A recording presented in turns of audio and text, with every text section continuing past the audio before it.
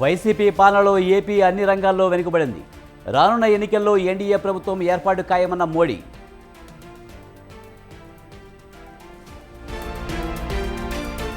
Double bedroom పేరుతో కేసీఆర్ మోసం చేశారు.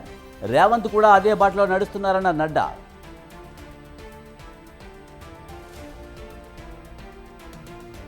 మరో వారం రోజుల్లో కురుక్షేత్ర సంగ్రామం జరగబోతుంది. రాబోయే 5 ఏళ్ల భవిష్యత్తును నిర్ణయించే ఎన్నికలన్న జగన్.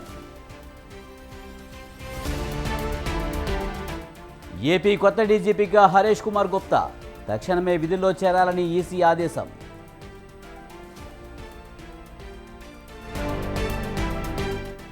కాంగ్రెస్ నేతలు ముస్లింల ఓటు కోసం పాకులాడుతున్నారు. రేవంత్పై లక్ష్మణ్ ఫైర్.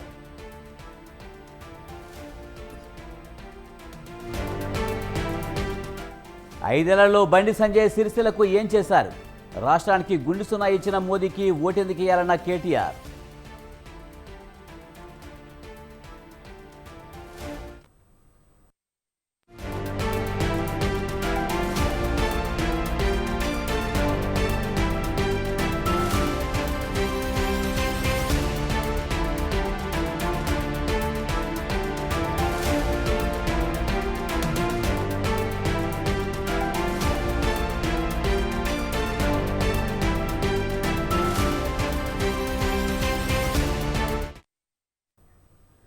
కాంగ్రెస్ బీఆర్ఎస్ రెండు అవినీతి పార్టీలేనని మండిపడ్డారు బీజేపీ జాతీయ అధ్యక్షుడు జేపీ నడ్డా.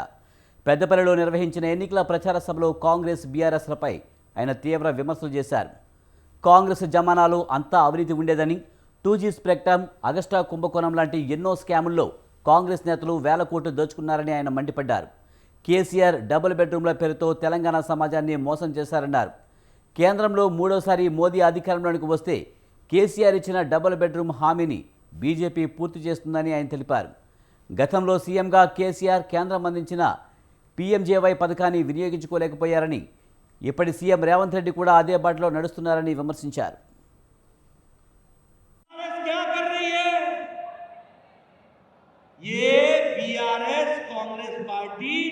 ये दोनों परिवारवाद और भ्रष्टाचार के जमावड़े हैं। कांग्रेस के लोगों ने ये ऑगस्टा वेस्टलैंड का घोटाला किया था कि नहीं किया था? कॉमनवेल्थ गेम्स का घोटाला किया था कि नहीं किया था? पनडुब्बी सबमरीन का घोटाला किया था कि नहीं किया था? बोलो, ये बीआरएस ने शराब का घोटाला किया कि नहीं किया? परिवारवाद कैसे? सोनिया गांधी, राहुल गांधी, प्रियंका गांधी परिवार की पार्टी बन गई। यहाँ केसीआर, केटीआर, कविता परिवार की पार्टी। और देखो, राहुल गांधी बेल पर, सोनिया गांधी बेल पर, और यहाँ के कविता जेल में। ये बेल और जेल, ये सब भ्रष्टाचारी लोग इकट्ठे हुए। और आजकल क्या बोलते हैं कि बीजेपी आएगी तो आरक्षण को खतरा है, रिजर्वेशन को खतरा है। अरे चोरी करो तुम, डाका डालो तुम, और उल्टे चोर कोतवाल को डांटे। बीआरएस क्या कर रही है? ये बीआरएस कांग्रेस 14 ఏళ్లు సీఎంగా పనిచేసిన చంద్రబాబు పేరు చెబితే ఒక పథకం చేసిన మంచి గుర్తుకు రాదని, 58 నెలల పాలనలో రాష్ట్రంలో విప్లవాత్మక మార్పులను తీసుకువచ్చామని సీఎం జగన్ అన్నారు. గుంటూరు జిల్లా మాచర్లలో నిర్వహించిన ఎన్నికల ప్రచార భేరీలో ఆయన పాల్గొన్నారు. మరో వారం రోజుల్లో కురుక్షేత్ర మహాసంగ్రామం జరగనుందని, జరగబోయే ఎన్నికలు కేవలం ఎమ్మెల్యేలను, ఎంపీలను ఎన్నుకునే ఎన్నికలు మాత్రమే కావని చెప్పారు జగన్. ఈ ఎన్నికలు రాబోయే 5 ఏళ్లు ఇంటింటి భవిష్యత్తును, పథకాల కొనసాగింపును నిర్ణయించబోయే ఎన్నికలని తెలిపారు. ఈ ఎన్నికల్లో జగన్కు ఓటు వేస్తే పథకాలన్నీ కొనసాగింపు, అదే చంద్రబాబుకు పొరపాటున ఓటేస్తే పథకాలన్నీ ముగింపు. చంద్రబాబును నమ్మడం అంటే మళ్ళీ మోసపోవడం, చంద్రముఖిని నిద్రలేపడమే. చంద్రబాబును మళ్ళీ నమ్మడం అంటే కొండ చిలువ నోట్లో తలకాయ పెట్టడం. ఇది సాధ్యం కాని హామీలను మేనిఫెస్టోలో చేర్చారని ఆగ్రహం వ్యక్తం చేశారు. ఒక విద్యారంగంలోనే ఎన్ని విప్లవాలు సృష్టించామో ఒక్కసారి చూడండి అని అడుగుతా ఉన్నా. పేద పిల్లలు, వారి కుటుంబాల కోసం ఎంతగా తప్పిస్తా ఉన్నామో చూడండి అని తెలియజేస్తా ఉన్నా. నాడు నేడుతో మొట్టమొదటిసారిగా రాష్ట్రంలో ఎప్పుడు చూడని విధంగా బాగుపడ్డ గవర్నమెంట్ స్కూళ్లు, మొట్టమొదటిసారిగా ఈ రోజు గవర్నమెంట్ బడులలో ఈ రోజు ఇంగ్లీష్ మీడియం 6వ తరగతి నుంచే మొట్టమొదటిసారిగా ఈ రోజు క్లాస్ రూమ్లలో డిజిటల్ బోధన. 8వ తరగతి పిల్లాడికి వచ్చేసరికి ఆ పిల్లాడి చేతిలో మొట్టమొదటిసారిగా ఈ రోజు ట్యాబులు కనిపిస్తా ఉన్నాయి. ఈ రోజు గవర్నమెంట్ బడులలో పేద పిల్లల కోసం ఇంగ్లీష్ మీడియంతో మొదలు పెడితే 3వ తరగతి నుంచే ఈ రోజు టోఫుల్ క్లాసులు, 3వ తరగతి నుంచే ఈ రోజు సబ్జెక్ట్ టీచర్లు, ఈ రోజు ఐబీ దాకా ఈ రోజు ప్రయాణం కొనసాగుతా ఉంది. గతంలో ఎప్పుడూ చూడని విధంగా ఓ అమ్మఒడి అనే ఓ గొప్ప కార్యక్రమం ఈ రోజు జరుగుతా ఉంది. నేను అడుగుతా ఉన్నా, ఇప్పుడు నేను చెప్పినేటివి విద్యారంగంలో చెప్పినేటివి గతంలో ఎప్పుడైనా జరిగాయా అని అడుగుతా ఉన్నాడు మీ బిడ్డ. ఈ జరగబోయే ఈ ఎన్నికలు కేవలం ఎమ్మెల్యేలను, కేవలం ఎంపీలను ఎన్నుకునేందుకు మాత్రమే జరగబోతా ఉన్న ఎన్నికలు కానే కావు. జరగబోయే ఈ ఎన్నికలు రాబోయే 5 ఏళ్ల మీ ఇంటింటి భవిష్యత్తును, పథకాల కొనసాగింపును నిర్ణయించబోయే ఎన్నికలు ఈ జరగబోయే ఎన్నికలు. ఈ ఎన్నికల్లో మీ జగన్కు ఓటు వేస్తే పథకాలన్నీ కొనసాగింపు, ఇంటింటి అభివృద్ధి. అదే పొరపాటున చంద్రబాబుకు ఓటు వేస్తే పథకాలన్నింటి ముగింపు, మళ్ళీ మోసపోవటం. పొరపాటున చంద్రబాబుకు ఓటు వేస్తే ఏమవుతుంది? పొరపాటున చంద్రబాబుకు ఓటేస్తే మళ్ళీ చంద్రముఖి నిద్ర లేస్తుంది, లేచి లకలక లకలక లకలక అంటూ మళ్ళీ మీ రక్తం దాగేందుకు మీ ఇంటి గడప దొక్కుతుంది. ఈ జరగబోయే రాష్ట్రంలోని వ్యవస్థలన్నీ జగన్ సర్వనాశనం చేశారని టీడీపీ అధినేత చంద్రబాబు మండిపడ్డారు. జగన్ నాటకాలను ప్రజలు నమ్మే పరిస్థితిలో లేరని చెప్పారు. నంద్యాల జిల్లా పాణ్యం ప్రజాగలం సభలో పాల్గొన్న చంద్రబాబు జగన్పై నిప్పులు చెరిగారు. ఎన్నికలకు ముందు అమరావతి రాజధాని అన్నారని, అధికారంలోని 3 రాజధానులు నాటకమాడారని చెప్పారు. 3 రాజధానులు కాదు, ఒక్క రాజధాని కట్టారని ప్రశ్నించారు.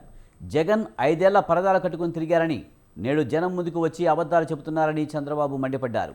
5 ఏళ్లలో ఒక్క ప్రాజెక్టు పూర్తి చేయలేని అసమర్థుడు జగన్ అంటూ ఫైర్ అయ్యారు. కోడికత్తి గులకరాయి దాడి నాటకాలాడారని చంద్రబాబు ఆగ్రహం వ్యక్తం చేశారు. విధానం అంటే ఇదే, ఒక్కడే బాగుంటాడు, మళ్ళా తప్పుడు ప్రచారం చేస్తాడు. అది క్లాస్ వార్ అంట. అదేం వారో నాకైతే అర్థం కాల. Class war. నేను పోరాడేది క్యాష్ వారు పైన, జగన్మోహన్ రెడ్డి దోచేసిన డబ్బుల పైన. ఆ డబ్బు రావాల్సింది పేదవాడికి. అవునా కాదా తమ్ముళ్ళు అని అడుగుతున్నా మిమ్మల్ని. నా పోరాటం సబబు అవునా కాదా? న్యాయం అవునా కాదా? మద్దతు ఇస్తారా లేదా? రాయలసీమలో 198 ప్రాజెక్టులు పూర్తిగా క్యాన్సిల్ చేశాడు. పోలవరం లాంటి ప్రాజెక్ట్ని రాయలసీమకి ఒక వరం లాంటి ప్రాజెక్టు, జీవనది అలాంటి ప్రాజెక్టు నాశనం చేశాడు. ప్రాజెక్టులు సరిగా మెయింటైన్ చేయకుండా కొట్టుకొని పోయే పరిస్థితికి వచ్చాయి. అందరికి అన్యాయం చేశాడు. 13 లక్షల రూపాయలు, 13 లక్షల కోట్లు అప్పు చేసే పరిస్థితికి వచ్చాడు. తమిళలో మీరు ఎవరైనా బాగుపడ్డారా? ఈ ప్రభుత్వంలో మీ జీవన ప్రమాణాలు మెరుగాయా? ఈ ప్రభుత్వంలో మీ ఆదాయం పెరిగిందా? ఈ ప్రభుత్వంలో మీ ఖర్చులు తగ్గాయా? ఈ ప్రభుత్వంలో. కానీ జగన్మోహన్ రెడ్డి ఆదాయం పెరిగింది. బాబాయిని గొడ్డలతో లేపేశారంటే, గులకరాళ్ళ డ్రామా ఆడారంటే, కోడికత్తి డ్రామా ఆడారంటే, తండ్రి లేని బిడ్డని నాటకాలు ఆడారంటే, ఆ తండ్రిని చంపారని చెప్పిన వాళ్ళకే ఎంపీ ఇచ్చాడంటే ఏమర్థమైనా తమిళ్లో? అతని అభిప్రాయం అతనొక్కడే గొప్పోడని, దేవుడు కంటే గొప్పోడు అనుకుంటాడు. గులకరాళ్ళ డ్రామా. గులకరాయి కనపడదు, దెబ్బ తగులుతుంది. ఇమ్మీడియట్ గా నేను వెళ్ళిపోయా అక్కడికి హత్యా ప్రయత్నం చేయడానికి.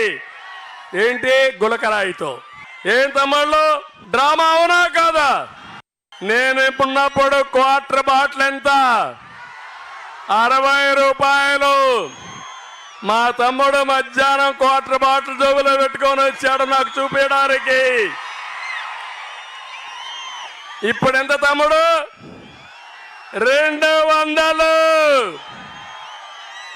ఒకటి దాగితే కిక్కెక్కదు, 2 దాగితే కడుపులో మంట, 3 దాగితే ఇంక గోయిందా గోయిందా.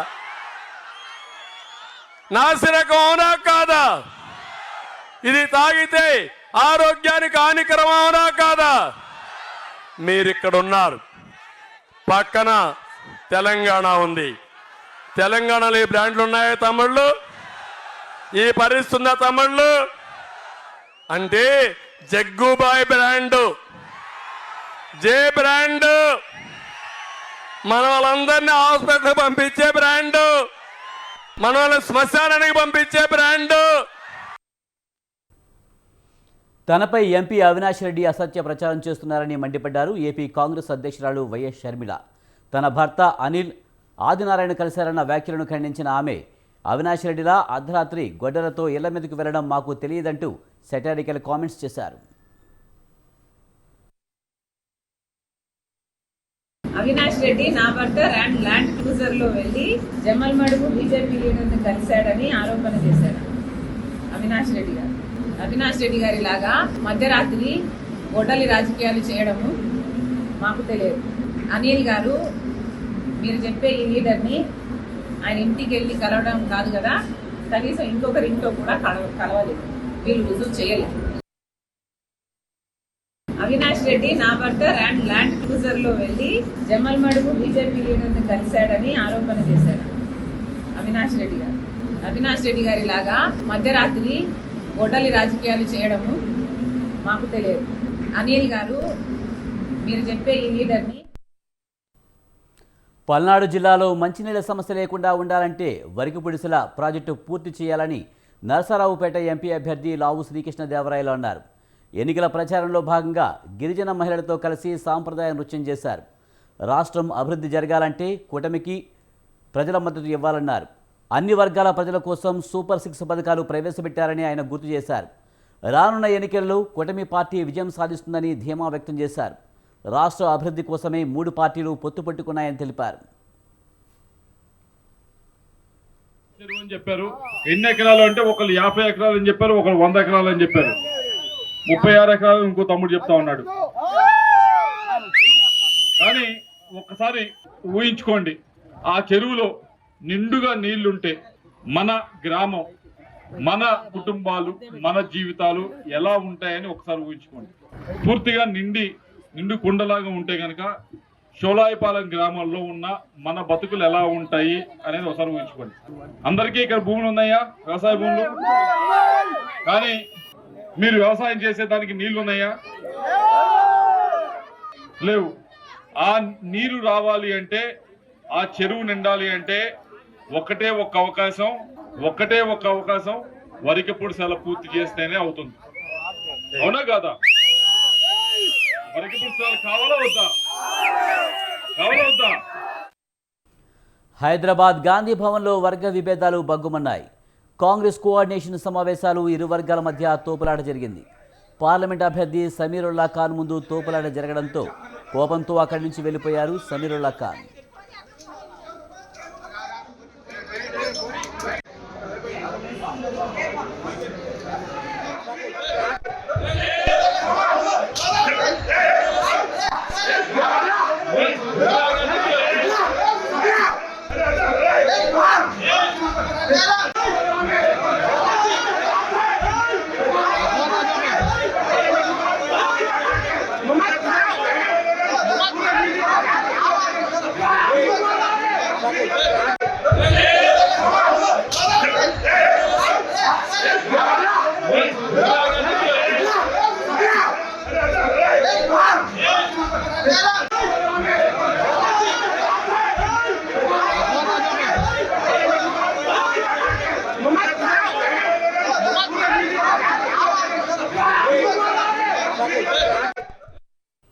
హైదరాబాద్ గాంధీ భవన్లో వర్గ విభేదాలు బగ్గుమన్నాయి. కాంగ్రెస్ కోఆర్డినేషన్ సమావేశాలు ఇరు వర్గాల మధ్య తోపులాట జరిగింది. పార్లమెంట్ అభ్యర్థి సమీరుల్లా ఖాన్ ముందు తోపులాట జరగడంతో కోపంతో అక్కడి నుంచి వెళ్లిపోయారు సమీరుల్లా ఖాన్. దీనిపై మరింత సమాచారాన్ని మా ప్రతినిధి రాజు అందిస్తారు. రాజు, హైదరాబాద్ గాంధీ భవన్లో ఇరు వర్గాల మధ్య తోపులాట జరిగినట్టు తెలుస్తుంది. పూర్తి సమాచారం ఏంటి? రైట్ విజయ్, ఇవాళ మధ్యాహ్నం గాంధీ భవన్ లో హైదరాబాద్ కాంగ్రెస్ పార్లమెంట్ కోఆర్డినేషన్ సమావేశం జరిగింది. ఈ సమావేశానికి ఏఐసిసి సెక్రటరీ మన్సూర్ అలీ ఖాన్ తో పాటు హైదరాబాద్ పార్లమెంట్ అభ్యర్థిగా ఉన్న సమీరుల్లా ఖాన్ కూడా హాజరయ్యారు. వీరితో పాటుగానే కార్వాన్ నియోజకవర్గ నుంచి మొన్న అసెంబ్లీ ఎన్నికల్లో పోటీ చేసినటువంటి హాజరీ కూడా ఈ సమావేశానికి హాజరయ్యారు. ముఖ్యంగా అటు సమీరుల్లా ఖాన్, పార్లమెంట్ అభ్యర్థిగా ఉన్నటువంటి సమీరుల్లా ఖాన్ కార్వాన్ నియోజకవర్గంలో నేతలతో సమన్వయం చేసుకొని ముందుకు వెళ్లడం లేదని, ఏకపక్షంగా తన ఎటువంటి నియోజకవర్గంలో ఎటువంటి సమాచారం లేకుండా ప్రచారం చేస్తున్నారని, తన వర్గానికి కొద్దిగా కనీస సమాచారం ఇవ్వకుండా ప్రత్యర్థులతో ప్రచారం చేస్తున్నారనేటువంటి అసహనంతో ఇవాళ గాంధీ భవన్ లో కొంత చేస్తుంది. ఏఐసిసి నేతల ముందే ఒకరికొకరు బాహాబాహి దిగారు. ముఖ్యంగా కార్వాన్కి సంబంధించినటువంటి కాంగ్రెస్ పార్టీ మొన్నటి అసెంబ్లీ ఎన్నికల్లో అభ్యర్థిగా ఉన్నటువంటి ఉస్మాన్ ఖాద్రికి సమాచారం ఇవ్వకుండా ప్రచారం చేస్తున్నారనేది ఒకటైతే, మరోవైపు ఆ నియోజకవర్గంలో తమకు ఎటువంటి ప్రాధాన్యత ఇవ్వడం లేదని కూడా ఆయన అసహనం వ్యక్తం చేశారు. అయితే ఈ నేపథ్యంలోనే ఒకరిపై ఒకరు చేయి చేసుకోవడంతో నియోజకవర్గంలో ఒకసారి నియోజకవర్గ నేతలు చేయి చేసుకోవడంతో గాంధీ భవన్ లో ఒకసారి ఉద్రిక్తత చోటు చేస్తుంది. వారిని ఆపే ప్రయత్నం చేసినప్పటికీ కూడా కొంత అప్పటికి కొంత సద్దుమణిగింది గొడవ అనేది అయితే చెప్పుకోవాలి. ఈ నేపథ్యంలోనే అక్కడి నుంచి ఆ సమావేశం మధ్యలో నుంచే పార్లమెంటు అభ్యర్థి సమీరుల్లా ఖాన్ గాంధీ భవన్ నుంచి వెనుదిరిగి వెళ్ళిపోయారు. అయితే ఓల్డ్ సిటీ నేతల మధ్య కొంత సంకేత మొదటి నుంచి గొడవడైంది. ఈ ప్రచారం కూడా జోరుగా సాగించడం లేదనేటటువంటి ఆరోపణలు ఉన్న నేపథ్యంలో ఈసారి గొడవలు ముదరడంతో ఈ విభేదాలను అధిష్టానం ముందు పెట్టేందుకు కూడా నేతలు సిద్ధమయ్యారు. ఈ నేపథ్యంలోనే ఈ గొడవ జరిగిందని చెప్పుకోవాలి. రైట్, థ్యాంక్ యూ రాజు.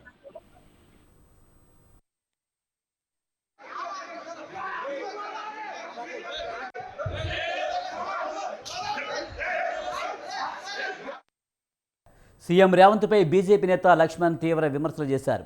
కాంగ్రెస్ నేతలు ముస్లింల ఓట్ల కోసం పాకులాడుతున్నారని విమర్శించారు.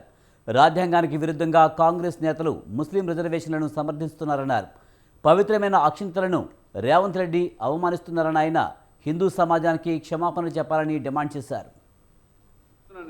రేవంత్ రెడ్డి గారు నీకు ఏమాత్రం కూడా మరి రాజకీయాల్లో కనీస విలువలు కనుక నేను సంధించేటువంటి ప్రశ్నలకు జవాబు చెప్పాల్సిన కోరుతున్నాను. గొప్ప హిందువుగా అభివర్ణించుకుంటావే, ఏమాత్రం కూడా నీకు మరి ఆ దేవుడి మీద నమ్మకం ఉంటే నేను ఒకసారి సవాల్ చేస్తున్నాను. భాగ్యనగర్ భాగ్యలక్ష్మి మందిర్కి రండి. నెహ్రూ గారు కులం ఆధారంగా రిజర్వేషన్లను వ్యతిరేకించి రాసిన ఉత్తరం వాస్తవమా కాదా? జూన్ 27, 1961 27th జూన్ 1961 లో ముఖ్యమంత్రి రాసినటువంటి ఉత్తరాలకు దీనికి మీరు ఏం జవాబు చెప్తారో, మీకు నిజంగా ఎస్సీ ఎస్టీ బీసీల పట్ల చిత్తశుద్ధి ఉంటే దీనికి నేను జవాబు చెప్పాల్సిందిగా దాటవేసే వైఖరి కాకుండా చెప్పలేదనే దానికి ఆ భాగ్యలక్ష్మి మందిర్ దగ్గర వచ్చి ఒట్టు పెట్టుకుంటామని అడుగుతాను. నేను సూటిగా అడుగుతున్నాను వాళ్ళ రేవంత్ రెడ్డి గారిని. తెలంగాణ వ్యాప్తంగా బీసీ అభ్యర్థులను గెలిపించుకోవాలని బీఆర్ఎస్ యువ నాయకులు కాసాని వీరేష్ పిలుపునిచ్చారు. రాష్ట్రంలో బీసీ సమాజం ఒకటి కావాలన్నారు. బీసీల బలాన్ని ఓటు రూపంలో చూపాలని తెలిపారు. బీసీ అభ్యర్థులకు మాత్రమే ఓటు వేయాలని, భారీ మెజారిటీతో గెలిపించాలని కోరారు. పార్లమెంట్లో ఓబీసీ రిజర్వేషన్ల బిల్లు ఆమోదం కావాలంటే బీసీ ఎంపీలు ఉండాలన్నారు.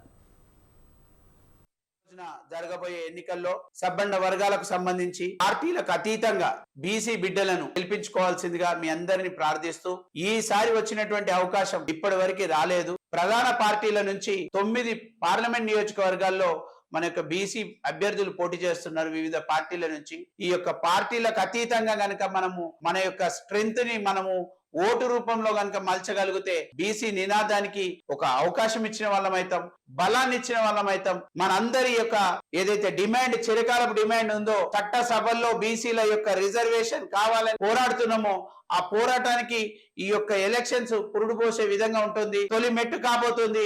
మనం 54% మంది బీసీ బిడ్డలం ఉన్నామని గొప్పగా చెప్పుకుంటాం. ఎలక్షన్స్ వచ్చే సమయం మాత్రం జెండాలు పడతాం. జెండాలన్నీ ఈసారి పక్కన పెడదాం. బీసీ బిడ్డలను మనం గెలిపించుకుందాం. పార్టీలకు అతీతంగా మన యొక్క సబ్బండ వర్గాల గొంతు అయి వినిపించే నేతలను మనం పార్లమెంట్ కి పంపించుకుందాం. ఇప్పుడు కాకపోతే ఇంకెప్పుడు అనే పరిస్థితి ఉంటుంది. అతి త్వరలో మనము బీసీల రాజ్యం చూడాలంటే ఈ యొక్క అవకాశాన్ని మనం సద్వినియోగం చేసుకోవాల్సిన అవసరం ఉంది. కాబట్టి మీ అందరినీ శిరస్సు వంచి మరోసారి వేడుకుంటున్నాను.